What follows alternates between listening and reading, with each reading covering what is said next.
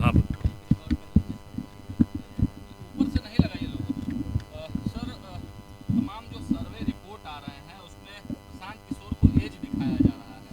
आप भारतीय लोग का जनता क्या पार्टी का उम्मीदवार प्रचंड बहुमत से जीतेगी। जितना प्रशांत किशोर खुद जो करते थे वही भाजपा पर आरोप लगाते थे। खुद पूरे देश से और पूरे बिहार से लोगों को लाए, पैसा इन्होंने जितना बांटा, कानून कितने स्तरों पर इन्होंने तोड़ा है। एक दिन पहले चुनाव के थाना में बैठे हुए थे बाहर के लोगों को लेके, जबकि कानून है कि चुनाव प्रचार के बाद बाहर के लोग नहीं रह सकते।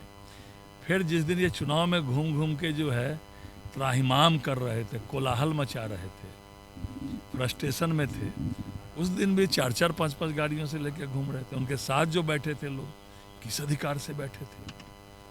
मैं भी तो 6 बार से विधायक हूँ, तो मुझे भी कानून नियम पता है। लेकिन सीधा सीधा है, हमारे भाजपा के उम्मीदवार प्रचंड बहुमत से जीतेंगे, उसमें कहीं कोई संदेह नहीं। मार्जिन कुछ कम लग रहा है क्या आपको? प्रचंड बहुमत से जीतेंगे। अब तो मार्जिन तो वो जब ईवीएम खुलता है तभी पता चलता है। नहीं, उपचुनाव में मत प्रतिशत कम होता ही है। जब आदरणीय नवीन किशोर सिन्हा जी का स्वर्गवास हुआ था, नितिन नवीन जी उपचुनाव लड़े थे, उस समय तो 19% ही पोल जो है हुआ था। और इस बार उपचुनाव में तो लगभग 35% हुआ है। इतनी बारिश भी हो रही थी तब भी तो लोग निकले, मतदान किया और भाजपा के पक्ष में साफ दिखाई पड़ रहे थे लोग। ये फ्रस्ट्रेशन में जो है घूम रहे थे और जहाँ तहाँ जाके हल्ला कर रहे थे, भीड़ जुटा रहे थे कि मीडिया में हम बना रहे।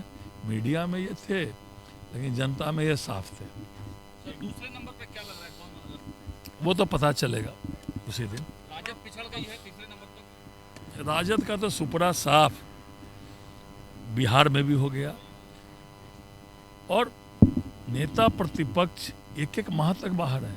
यूरोप में ठंडी हवा खा रहे थे, जैसे उनको बिहार से मतलब नहीं, बिहार के लोगों से मतलब नहीं।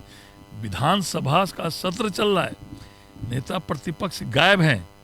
लगता है जैसे बिहार से उनको कोई मतलब नहीं, बिहार की समस्या से कोई मतलब नहीं। ऐसा साफ दिखाई पड़ रहा था चुनाव के दिन।